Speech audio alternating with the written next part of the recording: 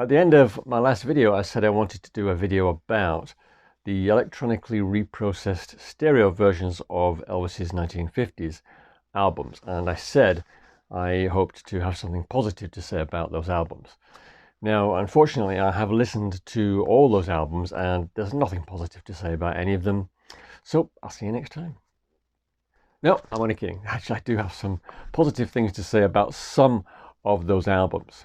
And I have listened to all 9 of them. And what I'm going to do in this video is I'm going to rank them from worst to best. And I'll also show you the albums that I listened to. The bottom 3 are all about as bad as each other. But if I had to choose one, I would say that A Date with Elvis is the very worst. The copy that I listened to here, this is a tan label American pressing from the mid-1970s. And it's not this record. I actually have a couple of Japanese pressings that sound exactly the same. And the worst song on the album is, any guesses? Milk Cow Blues Boogie.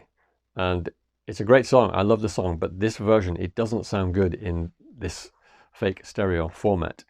And the reason for that, I think, is firstly because of the fake echo, but it also has a lot of noise in this particular version. So the noise and the echo make it sound abysmal. At the other end of the scale, there is one song that I thought sounded fine. And by that, I mean it was a pleasant, enjoyable listen, stress-free listen. And that was Is It So Strange? So this one is number 9. Only slightly better than A Date with Elvis is the second album, Elvis, or Rock and Roll Number 2, as it was known in the UK. This is a British pressing from the early 1970s on RCA Victor, and there's nothing as bad as Milk Cow Blues Boogie on this album, but it does have some really grating rock and roll songs, such as Ready Teddy, and the first song, Rip It Up, and Long Tall Sally. And When My Blue Moon Turns to Gold Again is also very, very difficult to listen to on this album. There are a couple of songs that are not bad, and they are Love Me and Old Ship. And that tends to be the pattern with these stereo albums. The slower songs, the ones with the simpler arrangements, sound easier to listen to. They are easier to listen to than the rock songs. The rock and roll songs, the fast songs with the heavy drumming and loud guitar and so on, they are really difficult to listen to. So this one is number 8. Again, just slightly better than that album is this one here. And this is actually not the first album. If you're a fan of European pressings, you might recognize this as a Spanish copy of Elvis's Golden Records. And Golden Records sounds different to the other fake stereo LPs in that there's a clear delay between what you can hear coming out of the left channel and what you can hear coming out of the right channel. It's kind of like traffic zooming backwards and forwards. It's a very unpleasant listening experience. And the worst song is Hound Dog. And as you probably know with this album, there are a lot of rock and roll songs on side 1, more so than on side 2. So side 1 is particularly difficult to listen to. So Jailhouse Rock, Heartbreak Hotel, and All Shook Up are not very pleasant to listen to at all. And on the B-side, Don't Be Cruel is also not very nice to listen to. However, side 2 is slightly better, so Love Me Tender and That's When Your Heartaches Begin. And believe it or not, Treat Me Nice also sounds okay on this album. But still, not a great listening experience. So this one is number 7, Elvis's Golden Records. The next 3 are also pretty much about the same level. Slightly better than the first 3, but still not great. And at number 6, I have Gold Records Volume 2.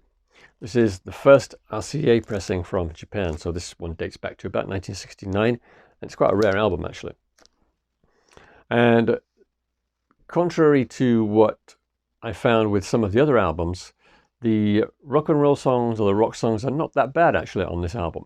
So I found Big Hunk of Love to be surprisingly listenable, and I actually really enjoyed One Night and I Beg of You on side 2.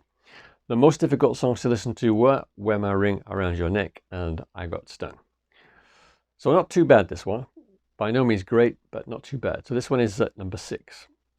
Just slightly better than that album at number 5 is Elvis Presley, the debut album. This is another Japanese copy from 1970. This is also the first RCA pressing from Japan. And the worst songs, the most difficult songs to listen to on this album are on side 1. I Got a Woman and One-Sided Love Affair don't sound very good at all. Side 2 is slightly better overall, and the best song is Blue Moon, which doesn't sound bad at all. Sounds fine, in fact, in this format. So this one is number 5. And number 4, again, just slightly better than the previous album. This one is Loving You, and the copy I listened to was this one, an American copy from I think it's from the mid-60s, 64 or something like that.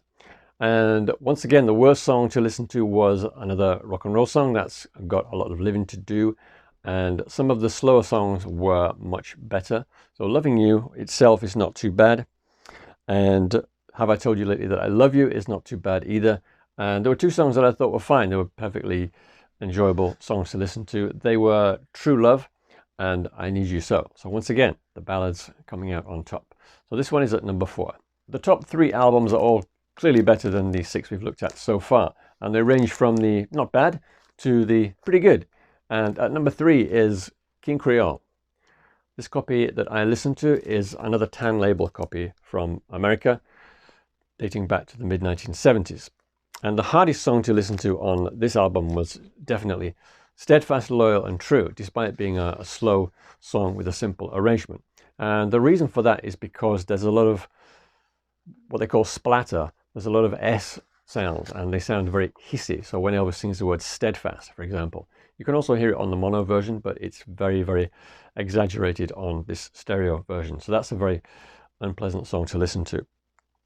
There were actually a couple of songs that I thought were really fine. No problem listening to them at all. And they were Don't Ask Me Why and Crawfish. And most of side 1 was actually okay, not too bad. Trouble is probably the most difficult song to listen to on side 1, but still bearable, I think. So this one is a definite step up at number 3. The next album, number 2, is the album that prompted me to do this video. A couple of weeks ago, I listened to another stereo version of this album, and I thought, that's not too bad, actually. Maybe I should do a video on all the stereo albums from the 50s. And that album is for LP fans only. This is another Japanese pressing from 1970. Again, this is also the first RCA version released in Japan. And I actually find every song on this album to be at least bearable. Several are okay, and several are actually fine. Perfectly enjoyable listens. And the best ones for me were Lordy Miss Claudie, Mystery Train, and I Was the One is the best song on the album. And Shake, Rattle and Roll is also not too bad as well. So this one is a definite step up even from King Creole. Not bad at all, number 2. So for me, the best electronically reprocessed stereo Elvis album is the Christmas album. This is a Japanese pressing from 1972. And you can see the photo on the back cover there is the same as the Camden album front cover, but this is the 1957 version with the 8 Christmas songs and the 4 gospel songs. And I found this to be surprisingly pleasant all the way through. There were just a couple of minor problems. For instance, the piano on side 2 sounds a little bit too big at times, a bit too loud at times, if I can put it that way. I think that was due to the electronic stereo format. And a couple of songs, just like Steadfast, Loyal and True, there's a lot of hissing in there. I think they were Santa Bring My Baby Back and I'll Be Home for Christmas.